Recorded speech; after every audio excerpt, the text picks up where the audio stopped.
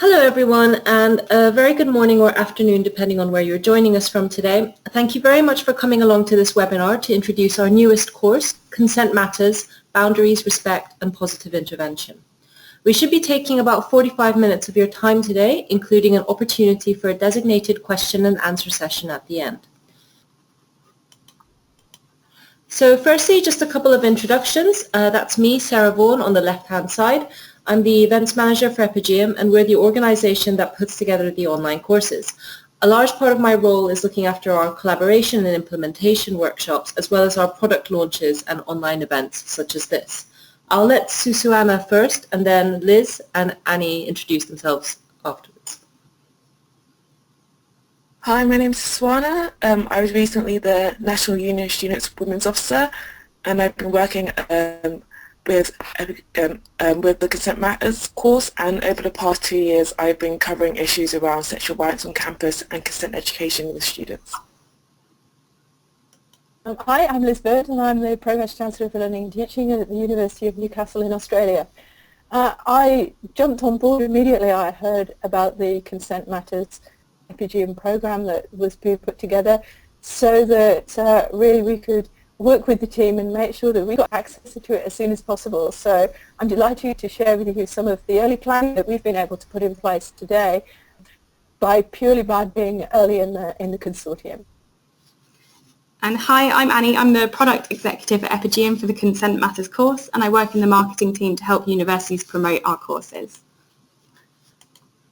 So I just want to take a quick look at the agenda before we get started. So first I'll provide a bit of background on Epigeum. So we're the organization that puts together the courses through a collaborative model. And then we'll move on to Susuana's presentation, where she will discuss the context of consent in higher education. Following this, Professor Liz Burd will cover an institutional perspective from the University of Newcastle, Australia, which will include why the courses are relevant and how they will be implemented. Finally, Annie will discuss how Consent Matters is designed to help students think about their own boundaries and learn about positive intervention. This will be followed by a brief course demonstration of Consent Matters. We will then wrap up with a question and answer session. As I mentioned in the beginning, please do feel free to type up your questions in the panel on the right-hand side as the webinar progresses. So we were founded in 2005 as a spin-out originally from Imperial College London. Our two founders created the company in response to what they felt was a lack of timely support for researchers. One of our founders was doing a PhD at the time while working full-time, and he came across issues that he wanted and needed to be advised on. And it would either be that there would be a face-to-face course in 3 months' time that was being offered, or that there was inadequate, dated, or boring material online that didn't quite fit what he needed. So he saw this as an opportunity to work with universities to create supported materials for researchers, particularly PhD students and postdocs like himself, that gave just-in-time support for all those issues. And so we started in this sort of research arena within higher education, and in the 10 years since, we have expanded to studying programs, courses for students, and teaching and leadership programs for staff. We were acquired by Oxford University Press in May of last year. Oxford University Press are actually a division of Oxford University, so we're still within the not-for-profit organisation in a higher education context and still very much focused on creating high-quality materials. To date, in the decades since we have been formed, we have created over 92 online courses across 19 different programs, and we have currently 7 in development. We're an increasingly globally focused organisation, and we have worked with over 260 universities across 30 different countries worldwide to date. We've worked with approximately 30 universities in Australasia as well, and this is a map to show you what countries we have been involved with in the development of our courses. I would like to briefly touch on implementation here, which is how the course can be used at your institution. When Annie shows you the course content later as part of a demonstration, bear in mind that this is how they can be implemented at your institution. So firstly, it can be used as a standalone online academic course. You can supply the students with an online multimedia-rich course immediately at the time and place they need it, and so this would be in a self-study mode. The advantage here is that you can make the course quite personal and release training on demand, and so it is the most flexible option of the 3. Secondly, in the middle, we have the option for tutor-supported online courses. There's plenty of supplementary material available as part of the course, which can be used by tutors to enhance it. Tutors can be used to provide feedback that cannot be provided by computers and also give motivational messages to students. And so there's a whole tutoring side to the course that can be used if you have the tutors. The advantage here is that the course is allowed to be more effective, but you would lose flexibility as you would tend to have a fixed start and end time. Finally, and this is the most common use of our courses and programs, is that it can be used as part of a blended learning program. Typically, how this works is that the students are given access to the online course ahead of a workshop, and then the workshop would really focus on consolidation and application of the material. This is considered to be maybe the most effective pedagogically, but also the least flexible. So you have this spectrum here from the most flexible on the left to the most pedagogically effective on the right, and you can also implement the courses in all three modes at once. So now I'd like to hand over to Susuana, who will talk a little bit about the context of consent. Hi everyone, I'm going to be covering what the context is like in higher education for the UK around sexual consent. So my background is I was the University of London Women's Officer in 2013, where I ran women's campaigns across the University of London campuses.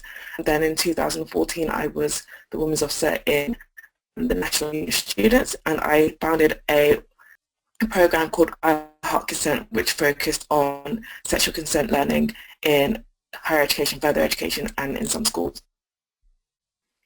So in the UK, the national statistics show that the two groups of people that are most likely to become victims of sexual violence are women aged 16 to 19 and full-time students. And in NUS survey we did on sexual relationships education, it surveyed that 2 out of 3 students said that they did not receive any education around sexual consent at school. And that's students that did actually receive any sexual relationships education in general, because it's not compulsory in the UK to receive that. And much of our research across the years say that students either didn't receive any or receive very little that they didn't think was sufficient. A lot of our research say that a lot of students get their information from online or porn or friends or family, and not actually from the education system. So in 2010, the biggest thing that NUS sort of contributed and what sort of kicked off the movement of tackling sexual violence on campus in a very modern time was Hidden Marks, which was a report that we did with women students, and that gave us a sort of one of our striking statistics, which was 1 in 7 women students had faced physical and serious sexual violence during their time in higher education. And it sort of covered things like physical, sexual assault, harassment, stalking, and things like that. So moving on, in 2013, a few days later, we worked with a professor at Sussex University to develop That's What She Said, which was talking about campus culture. And this focused on what we called lad culture, which we define as pack mentality residing in activities such as sport, heavy drinking, alcohol consumption, banter, which is basically what's classed as humour that is sexist, misogynistic, racist or homophobic. And it's also thought to be a sexualised culture, which involves the objectification of women, rape supportive attitudes, and occasionally spilling out into sexual harassment and violence. And this piece of research focused on talking to women students. I was a women student at the time, so I was able to have some input in this piece of research and what their experiences of lad culture were and how it affected their education and social life at university. In 2014, when I started working at NUS, just before my term, we had the Lad Culture Summit, which was an event in London where we invited students, staff and various organisations from like the sort of women's sector to come and talk about the impact of lad culture and what people had been doing on their campuses. So that was the sort of first summit of organisations having conversations and workshops to talk about these issues. We also held a consultation with student unions about what they think about the term lad culture, how it impacts their student unions and their students and their education system, and what sort of resolutions they'd like to see. So coming out from that, we developed the National Lad Culture Strategy Team, which I chaired for 2 years, and that had members from students' unions, it had academics, it had organisations, it had students, and we sort of came together to develop what we thought was a national strategy to tackle lad culture. So following that, we created an audit report, which was where we invited universities to give us certain types of information about what their system's like on campaigns around the harassment policies and what happens if a student reports sexual assault, what sort of training there is and what sort of support there is for students. And we was looking at what sort of best practice was in place, but also what sort of difficulties institutions were facing. In doing so, identified not sort of best practice but common failures in the universities, and this is around the reporting system and sort of education they had, which sort of brought to light what we could do in the future. After the audit report was launched, we launched the pilot scheme where we worked with 9 institutions over across the year to develop resources and local strategies for their own campuses, because we feel that even though we had general recommendations of what universities could do, each institution is different in how they are structured and what sort of students go there, what sort of subjects they do, where they are in the country, because we were working with universities from across the UK. So we needed to have tailored responses to those situations. So this year we held a Tackling Lad Culture Conference, which we called the TLC Conference, where the unions got to showcase what they've been doing all year, and we got to present and launch just general strategy documents about how you get teams together within your institutions, looking at training, looking at policy development, looking at education and Freshers Week, and how you incorporate consent education and education about bystander activity within that, and also how do you team up with local services around survivor support to make sure that support services are there for students and tailored to students' experiences, and that students are accessing these services when they feel like they need to and feel like they're getting the support from the institutions that they want. So one of our resources were based around looking at 5 principles, and that those 5 principles sort of shaped the rest of the resources that we created. So the 5 principles were number 1, creating a collaborative long-term strategy. So that involved like having a strategy team on campuses and creating a strategy that didn't end in 1 year, but was a long-term strategy to create campus change and cultural change. 2, robust institutional and union policies that held people to account. So the majority of universities have students' unions, and the issue that we had before that is that institutions had separate policies which would be very confusing for students. So institutions and unions working together to develop joint policy that were robust and accessible. Number 3 was open, constructive and diverse environment to educate each other, and this is where things around talking and educating the students and staff about sexual harassment, sexual violence and culture, and how they should behave as a campus and tackling that and creating sort of good environments to talk about these things, and not environments where people feel like it's forced to be in those environments. And number 4 was the tools to challenge lad culture. So a lot of feedback we got is like people want to do things but they don't have the training capacity to do that. So we developed resources around that. And the 5th one was accessible network for survivor-centered support services, and that sort of covers linking support services within the university and in the local area, so students have sort of options of where to go, especially if they don't want to go to the police. Where else can they go to report or access support? So I guess the work that we do around consent matters is clearly embedded in the Burd principle, which is the principle that all students and staff should have the opportunities to explore the impacts of lad culture, oppression, power and privilege, and listen to people from diverse backgrounds to develop the understanding of the importance of liberation, equality, diversity and sexual consent. A main factor of this principle is making sure that this experience is transformative, and people who are suffering or who have suffered in the past with university failings have time to input and also share their experiences with other people, and other people can learn from experiences about how to create a better campus culture and tackle sexual violence on campus. So each of these principles has a sort of step-by-step in assessing where you are as a university. So the first step is like there's a little bit of discussion going on, but not much discussion. What we'd call developing universities, where they had some sort of educational background, which platform voices, like a really simple version.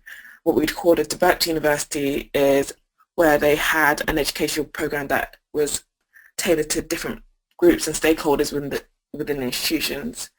What we'd call a refined program would work, which is where the program would address issues faced within sports and societies and liberation groups, and the program allowed those groups to add to the program and like run their own campus and be very active in doing so. And what we'd call an outstanding university is one that had a tailored and interactive education program that was embedded within the curriculum itself. So it was part of the nature of universities, and like students would be able to do a module which won't be assessed but which would be acknowledged when they finish their degrees. So I'm going to talk to you a bit about Hakka Stem, which was a campaign that I started when I was in the University of London. And that started off because I wanted to create a preventive program of work and not just tell students off when things happened. I wanted to prevent it happening in the first place. And it started by accident, actually. I was giving out stickers that had Hakka Stem on them to freshers. And this caused conversation during Freshers Weeks because like people would talk about the stickers and the badges that they saw, and student leaders sort of responded to me and said that they wanted to be able to facilitate their own discussions on campuses, which meant I developed a facilitator program where I trained those student leaders to go out there and hold sort of workshops. But when I moved to the NUS Women's Campaign, I was able to make this a bigger program of work. So I worked with the organisation called Expression UK, which is an organisation that is based on peer education around sexual health. And we worked with 20 student unions in universities and colleges across the country to pilot consent workshops. So these are some of the student unions that we worked with. So I went to those campuses and trained some ambassadors to go to other campuses too, and trained students in facilitator training, and they had a lot of fun doing it, and then they go out to their student groups and communities and do workshops and get feedback, which was really interesting. So a couple of things, we had really good feedback from the workshops, from like 90% of students saying things like that they learned a lot more about consent workshops, and that consent workshops, sexual consent in general, that they didn't know. Many students, like the majority of students, did not know what the law was around sexual consent and what's considered consensual within the eyes of the law and things like that. Many students said that they didn't have the opportunity beforehand when they were younger to talk about these things, and also many students would recommend it to a friend to go to, which was really good feedback, and we'd be able to build on that feedback and create more inclusive and interesting workshops afterwards. Also, we got mostly good feedback from universities, and a lot of universities are introducing consent workshops this year in September, which is good to see. And we sort of changed the culture, which a few years would be very different, with a lot of universities saying that they weren't the place to facilitate these sort of discussions. These sort of discussions should be happening at things like schools and things like that, which we also agree and campaign on heavily. However, we feel like it's university's duty to fulfill in the gap which exists in the UK, because so many students haven't had access to that prior to education, and also a duty to educate students for the world of work, because these students do graduate and go into the world of work, and these issues that are assumed as like campus issues become work issues and tribunals around sexual harassment and assault. So these are also very important skills to have. So my role in Consent Matters has been sort of shaping the content, helping shape the content, and making sure that the activities that are in the course are very engaging. So I know, like myself, like I have quite got a quite short attention span when it comes to online programs, so making sure that these activities are things that students would like to do, and also relatable scenarios. Since I work with so many student unions and being a student for so long, I know a lot of scenarios and whether they're realistic or not. So using the course, I envision that institutions will use the course mostly definitely available to all first years. Also, in addition to workshops, like we discussed before, because the physical workshop space is very interesting for students to be able to have conversations and challenge each other around these issues. Also, available to distant learners, because we have a lot of distant learning programs. It still should be part of their education even if they don't live on campus, I believe. Also, the institutional issues I feel like this course would address is misconceptions about campus life, also the gap in education around sexual consent and the gap in knowledge around services that are available to students, because you have that option on the course to add information about local services and what students can do if they face anything, or if they have friends who face anything. So I think it creates a breadth of knowledge which currently I know in the UK a lot of students and staff don't have access to. And that is the end of my presentation. Thank you very much. Thank you very much, Susuana. Now I'll hand over to Liz. So over to you, Liz. And so thank you. Hopefully everyone can see my screen as well now. As I say, I'm the Vice-Chancellor for Learning and Teaching, so I have responsibility for the overall student experience, and also I chair the behavioural risk group. So that deals with issues where that there will be students either in trouble because they're a perpetrator of some crime or have been a victim of some crime, and would treat equally a potent control and watch list and protectionism approach for each of those students. So some of the information that you'll see in this presentation today is very much focused about the way of which that we need to educate our students, and it's about being preemptive of problems before rather than being reactive to ones that they've occurred. The important element to me about this was that consent is more than about sexual consent, and starting to think about how we respect each other in a professional community that overlaps into social life as well. And I think that's where some of the complexities around the way of which students operate in what is essentially a work environment, but also a social environment, and when for those that live on campus at least, it's exactly the same environment. So it's a complex thing for them to navigate. And so we see many different challenges that essentially often lead to students getting in trouble. Excessive consumption of alcohol, and I'll show you some of the data that we've picked up very recently from a survey on that. We all know students drink, and sometimes students drink too much. There's a lot of events and parties, and no matter how much awareness training that we do of that, there are clear issues of that. Drugs are becoming, I think, more prevalent. Many students are commenting that the use of drugs is actually cheaper than getting drunk on alcohol, and so all of these things that start to distract students from perhaps being less sensible persons in the normal environment in which they would operate are particularly the challenge for institutions. But all institutions have cultural opportunities within it, so that they have a big international presence, many of them, and these cultural differences put into a single environment often make for some of the challenges when body language may be different across cultures and different expectations. The way in which you go about it suddenly arrive in a country where perhaps all of those students are unprepared for those differences.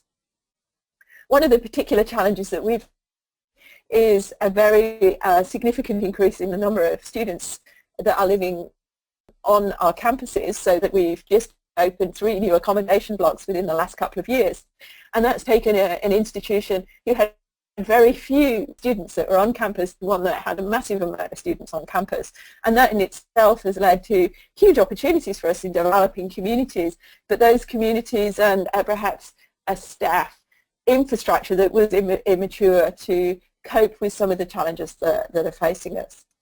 Very often some of the challenges are not face-to-face interactions, they involve technology, and the more social media is involved in interactions through social media increase only the challenges that we face. And of course students are young. Many of our students are actually under the age of 18.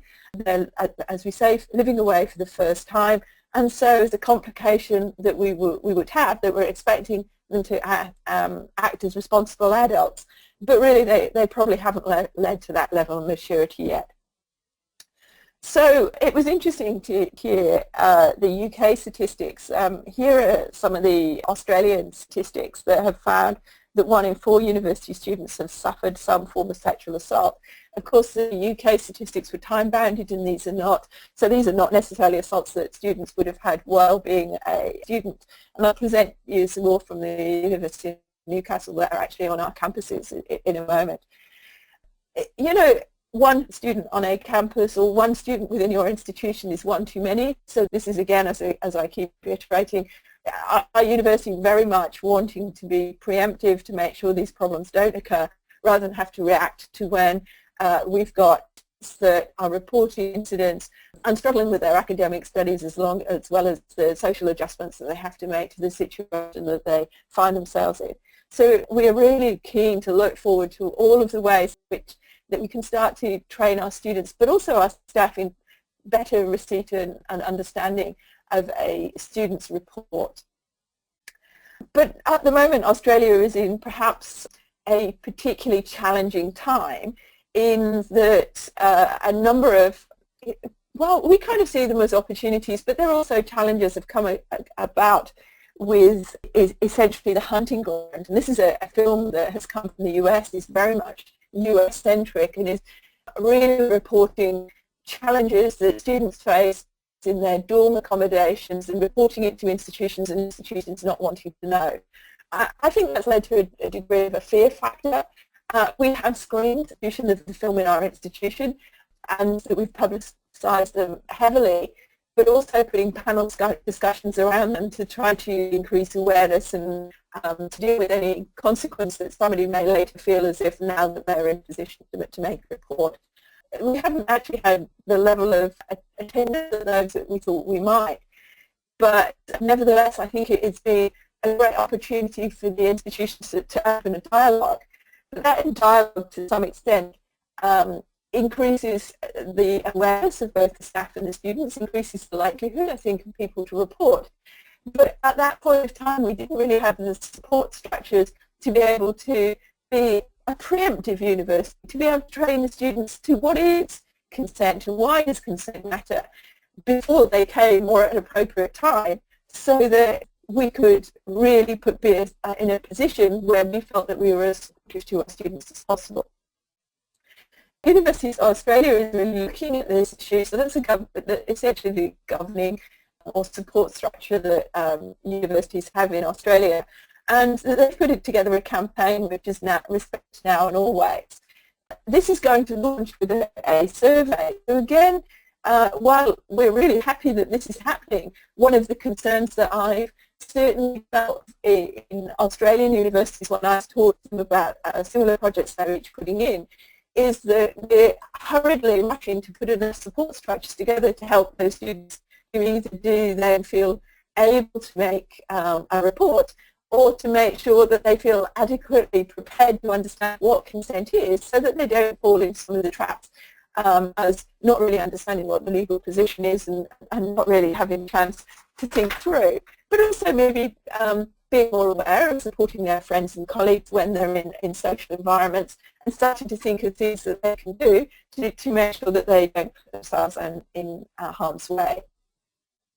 So this campaign is aiming to reduce the incidence of sexual violence, and the survey will be rolled out in all 39 universities, so that they've all agreed to do that. It's really a measuring exercise, so it's largely about getting out to as many students as they can and looking at particular risks.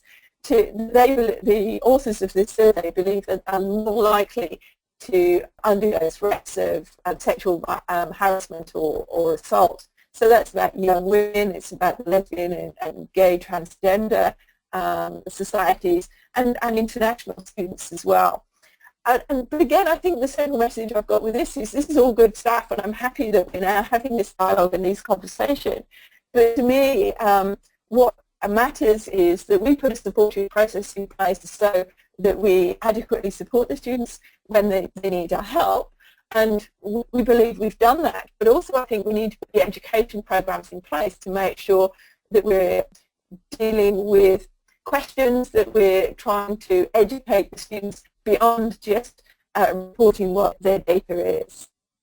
So that's why we're really keen to work with the Epigeum consortium in order to be able to start to put this together.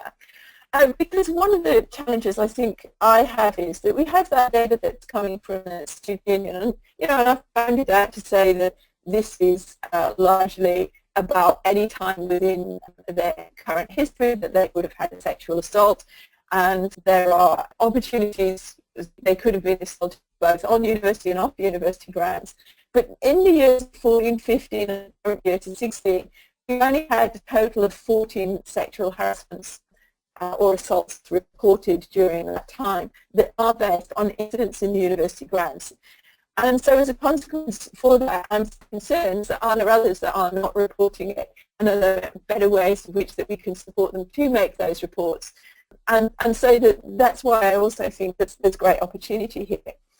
Just those who might be interested in this, because I can give you this because it came from a Freedom of Information request, a GIPA as we call it in Australia, access from one of the local newspapers. We've also received within the last couple of days another one from Channel 7 as well, so if you're listening may also be aware that they've received a similar kind of request for that information. But we created 22 sanctions and expelled 2 of those students that were involved in those incidents. I thought this might also be interesting for you. Our student healthy life cycle surveys, we have a healthy lifestyle strategy in the institution, and the group has done a very good job of assessing students' healthy or otherwise lifestyles. And this is some of the incidents that we are aware of through that. And there's a huge response rate to this, so a response rate of about 5,000 individual students. So as a consequence of that, I think the data is very reliable. But you could see, and it's worthwhile looking at the bottom colourings that are used for the colouring of the percentages. The red ones are where the high rates of the UN compared to other Australian populations. The orange is a consistency across the population, or the green is where there are more incidents in the general population than there are in the student population. Straight away, that alcohol is a major problem for students, and in this case a very big problem for students in the university. What we're seeing on average is the use of drugs against the population, and worrying to me is that they do not use condoms, but there may be many reasons for that, in that the students may be in long-term relationships, because we have a high proportion of mature age students. So we're going to dig down a bit more on that. What is interesting is the proportion of unwanted sex. Again, it's lower than the average population, but still it is high. So I think this is not necessarily indicative that it's assault at all. It could have been consensual, but just regrettable, and after some incident of probably the other two, the alcohol and the drugs combined. So, but to me, that is indicative of the opportunity that an education program can provide. So we're really excited about the opportunities that consent matters will provide us. And we worked in partnership with our students and some of our staff to help generate reviews of the content, and I was party to that as well, and it was a very informative opportunity for me to think about this area and to think about communication strategies, which I think is the great and really strong element of this. So you could see what some of the modules include, and I'm sure that Epigeum will cover some more of that at the moment. But I think an important element for us is that these courses can have special aspects of it that an individual institution can modify, and so that we will be at the moment trying to add elements in, so it includes information about our own individual support structures, and that can therefore mean it's a very valuable experience to our students. What we intend to do, because you might be interested in how we're going to roll this out, because obviously being part of the consortium gave us an early indication of what the course would include, and therefore the early opportunity to think about how we were going to implement it. We're definitely going to use it for training in all of our residencies. Our residencies have what are called advisors, and they are perhaps more mature students or postgraduate students who've been living in the accommodation for some time, and they get a small supplement, or I think it's reduced rent, to take on this element of responsibility. So what our intention is that we run it in a blended course for them and make it available and have a training session afterwards to discuss these, and then to encourage them to discuss it with people that are under their remit, so they're the people who live within their location. We also intend to require, or at least encourage, all students who are living in residences to take this course, so we will make it as part of our orientation experience. If they're going to live in residencies, we're going to make it a very strong recommendation that they must take this course. In terms of the staff development tools, one of the main parties that's been part of the work that has done reviews on this course is our Dean of Students. The Dean of Students, just in case it means different things in different institutions, it would be an independent organisation of the institution, though funded through staff, in our case the student levy, who would have the responsibility for student matters. They would have that student-oriented approach, but would also have influence over the academic programs. So students often go to talk to them about mitigating circumstances they would have. So the Dean of Students has very strong power into being able to help a student navigate a way through a program where there are challenges that student has. And so this is a great opportunity, I think, for Dean of Students to be able to work with students where she believes that there are some challenges in terms of their learning and understanding of consent, to use this as a resource program that she can use with them or that she can ask them to do. We're also starting to use it as part of a misconduct process. Incidents that are starting to challenge the ethical approach to consent, we're then requiring the students before that they can re-enroll again to take this program. So at that point it's very targeted, and depending on what are the incidents that occurred at that time, we make different requirements on them. At the moment we're working through a couple of students that we've required to do that already. The other opportunity lifestyle survey is that clearly we have a number of challenges here with sexual health and sexual awareness, and that we tend to have these weeks of celebration in particular topics. And so in March 2017 we're going to have one on sexual health awareness. So this program will be promoted. We offer student certificates so that you can put them on their CV. So we'll probably offer this as a certificate. And we're going to need to think about what we name this, because I think students will find it less desirable to a certificate on consent matters, but maybe one on living and working in professional communities. So something around that is our strategy that we hope to adopt at the moment. And that really concludes what I have to say. So thank you. Thank you very much, Liz. Okay, now I'm going to hand over to Annie, who will talk a little bit about the actual course content.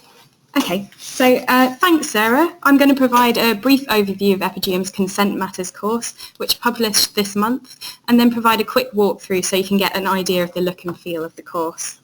So firstly, what is the course? Consent Matters is an interactive online course developed by Epigeum to help students understand sexual consent and promote positive change in the university community. So why did we publish a course on consent? Well, a problem exists. There have been some high-profile incidences of sexual assault within some university campuses, and there is a heightened awareness over how some students are behaving. Universities are responding to this already, and at the moment most of the options are workshop-based. Workshops are a really brilliant way of getting students to think about consent and their own boundaries. However, they aren't for everybody, and they're challenging to facilitate on a big scale. Staff and students need to be trained to implement these workshops, which are time and cost intensive, and the reach is often small. We understand that some workshops only reach 2 to 3% of students, and engagement can be poor and often alienate a number of students. And finally, there are no online options in the UK or Australia. the online medium provides an answer to these challenges. It works for a wide range of students and provides a safe space to learn about consent. So the online approach is neutral, meaning there is no presenter. The voices in the course are both male and female and include real student opinions. And the course can be used to complement existing workshop initiatives and provides 1 hour of supplementary materials to use in this blended format. So, who is the course for? So the course is really for first year students and works brilliantly for those starting out during their settling in period at university. It's designed to be inclusive with a lot of different types of student in mind, including those of all genders and sexualities. And about the course itself, it's short, about 60 to 75 minutes long. We have 4 modules and 1 hour of supplementary materials for universities to blend with existing workshops if they wish. So who wrote the course? We have 2 main authors for the course. The primary author is Brooke, which is the UK's leading sexual health and wellbeing charity. And they wrote modules 1 and 2, which is where we have our consent focus. And then we have Dr. Alan Berkowitz, who wrote module 3 and also acted as an advisor for the rest of the course. He's widely recognised as the leading expert in positive and bystander intervention. And a primary goal of this course is to influence students in how to consider stepping in effectively. So having Alan's input was extremely valuable. We involved a range of other people with the course development as well, including an advisory panel of leading experts, which included Susuana. The University of Newcastle, Australia, also reviewed and advised us during the development of the courses to add an Australian university perspective. We also had a wider review panel made up of people from student services with direct experience of consent education. And just a bit now about the approach for the course. So the course is evidence-based and it draws on social norms theory, which has been pioneered by Alan Berkowitz and found to be a very powerful means of learning. Features like the poll activities and key figures from prominent studies and reports demonstrate the strong evidence-based nature of the course. The course is also positive, not punitive. For instance, we've used humour and tried to emphasise the positives of having good relationships with people. We have short screens for easy engagement and feature extensive practice scenarios to allow students to consider different situations. And the peer voice is very much prominent in all modules. We've got vox pops from students in the UK and Australia who talk openly about quite personal subjects, and we've included their quotes and animated their voices and hope this will allow students to engage with the content. And finally, personalisation activities allow students to positively reflect on their values, what they know and what their priorities are. So now I think it would be good to show you what the course looks like, so I'll move on to a quick demonstration. Okay, so this is what the course looks like in the Epigeum hosted system. And many universities upload our courses into their own VLE or LMS, but I'll show the course on our system. So every Epigeum course has a welcome screen, and this is the one for Consent Matters, and they provide an introduction to the content. So you can see here we've got a welcome animation, as well as some information about who wrote the course and the learning outcomes. So I'll move into the course content itself now. This is the first screen from Module 3, and you can see at the top we've got an estimated duration on each screen so that students have an idea of how long each screen will take to complete. And in this case it's around 2 minutes. And none of the screens exceed 5 minutes in this course as we've kept them short and punchy. On the right hand side we've got these boxes called pods, and within these we include further material relevant to the information in the main screen. And you'll see various types of pods in Consent Matters. On this screen there's a key terms pod where we define bystander and positive intervention, and then a consider this pod in which we summarise a news story related to bystander intervention. The prime focus of this screen is an animation including positive intervention, and the course includes 6 animations in total. They're a really important part of the course. 3 of them introduce key concepts and themes from the modules, and the other 3 feature interviews with students from the UK and Australia. So I'll just play a short snippet of this animation now. One of the good things about understanding consent is that it can help you look out for your friends. If you're in a situation that makes you or someone else uncomfortable, how can you step in a positive way? The term positive intervention. All our animations also include full descriptions and transcripts. So I'll move on to another screen, this time from Module 1. And in Module 1, we tackle the topic of sexual consent. So to introduce the subject, we ask students to think about the importance of consent in everyday non-sexual situations. And in this activity here, students are presented with a certain behaviour, for example, helping yourself to someone's food without asking, and then asked how important consent is in that situation. The students move the slider to select an answer, and feedback appears based on their answer. And there are 3 situations in total. On this screen, you'll also see another type of pod, which is a student say pod, and it features quotes from students that relate to the screen topic. And this is one of the ways we've included the peer voice in the courses. Okay, so moving on. The activity on this screen is a good example of the way in which the course uses a positive and sometimes more light-hearted tone as a way of engaging students. So while of course the topic is treated with seriousness it deserves, we've chosen to approach some screens in a more light-hearted way to emphasise positive outcomes rather than giving a negative or punitive message. So in this activity, students follow the stories of 4 sets of stick figure characters as they set the gold standard in consent-seeking behaviour. So Fred is on a night out and Fred has met someone, Ted. Ted's had too much to drink, Ted falls over, Fred's sad as he'd wanted to go to bed with Ted. Fred makes sure Ted gets home safe, nice work Fred. And then you can see there's some feedback on that as well. So moving on to another screen. This is a screen from Module 2 and it focuses on one of the main themes of the course, which is boundaries. Do they know what their own boundaries are when it comes to talking about sex? And this activity is a multiple choice quiz that asks students to reflect on their own boundaries. For example, the first question is, when discussing how far I want to go with a sexual partner, I'm, and then they can choose one of these answers, uncomfortable, comfortable, or not sure. And then we provide tailored feedback based on their answers, which includes information and advice. So moving on to another screen. This labelled graphic activity is the focal point of Module 2 and it sets out different ways we communicate both verbally and physically when we give consent for sex.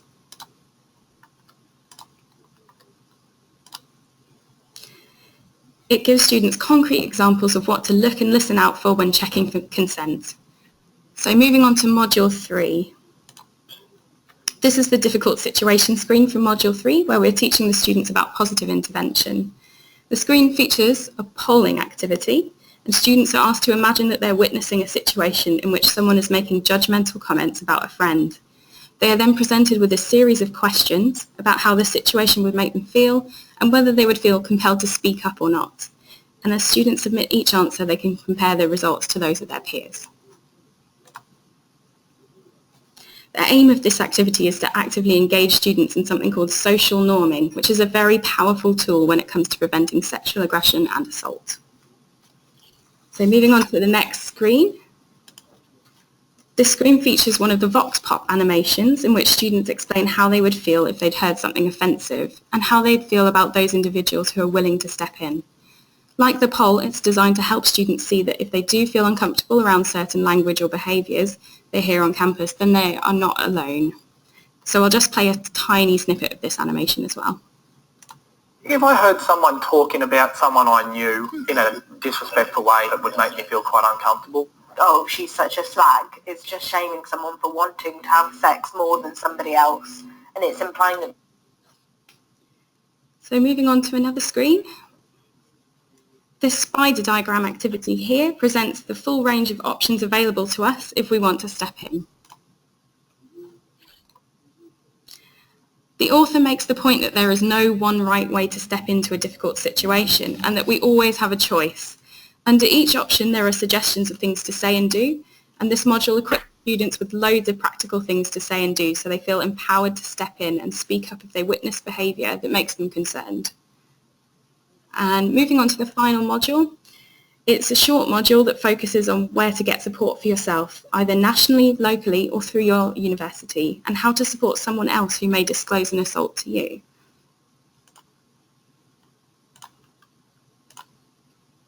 The screen includes lots of links to national charities and organisations who can help in different kinds of scenarios. But the key thing here is also the Your Context pod. This is customizable, and universities can insert their own links here to their own university-run support and advice services, or local services that they can recommend. And they can put as little or as much as they like within this pod to ensure that students are supported and guided appropriately. And finally, I'm just going to show you some practice scenarios. So to round off each module, students are asked to work through a practice scenario, and we've got 3 in total in this course. Each practice scenario brings together the key learning points from the module and includes questions to test students' understanding of the concepts covered. For Module 1 and 3, the practice scenarios, we use the same characters, and they're on a night out, and we see various events unfold. So the scenario includes questions for the students, and the answers to which can affect the outcome of the scenario, so they get to see the impact of their decisions on the characters involved. So in this scenario, in Module 1, we ask the students to think if the characters Alex and Louise are capable of consenting to sex, and how they would answer the questions influences the scenario outcome. In Module 3, we come back to the same characters and the same night out, and we look at some issues around positive intervention. Who could have stepped in during the night out and made a positive difference to the characters? Okay, so hopefully that demonstration has given a good insight into the Consent Matters course, and please do contact our team if you have any further questions or would like a closer look at the content. So I'm just going to round up with some of the benefits for universities. The course enables universities to scale up training and reach a wider number of students. It's evidence-based and draws on research of social norms theory. It also includes key findings from the latest NUS Australia Talk About It survey and information about the Respect Now Always campaign by Universities Australia. The content and online delivery enables a neutral approach, and it can be used as part of a blended approach alongside its existing workshop initiatives. And finally, the course can be customised to add links to specific policies, contacts and support routes. So now I'll hand over to Sarah for the questions. Thanks, Annie. So we have a question here, which is actually for both Liz and Susuana, but I'll start with asking Liz. So this is a sensitive topic. Do you have any suggestions as to how we can introduce this topic in a way that students will engage? Yes, and I agree it is a sensitive topic. I think this program does encourage them to engage, because I was quite fearful for looking at it, because I think that it could create so many boundaries about all this that you're doing wrong. So I'm hoping to introduce it in a number of fun ways, and a number of ways in which it's, if you like, just in time. So orientation, I think, is an important element of it, and I would like sort of student peers to have open that discussion, because I think that leads to less fear and more openness in the community. So that's where I focus perhaps the accommodation halls that we would have.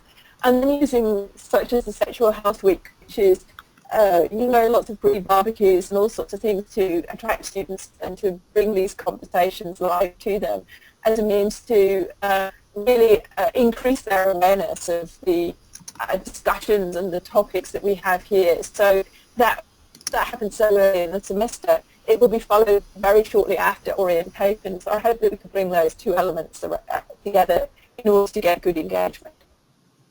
Thanks, Liz. We'll move on to our contact details now. So if you want to find out more about the course, you can contact us at info@epigeum.com. We can also give you a lot more detail in regards to pricing and implementation of this course at your institution, so please do contact us if you do have any questions. We are also able to provide you with a free trial of Consent Matters if you are interested in accessing the course yourself. So thank you very much for attending this webinar today. Thank you also to all of our speakers. I hope you have a good rest of the day, and we really look forward to hearing from you. Thank you very much. Goodbye.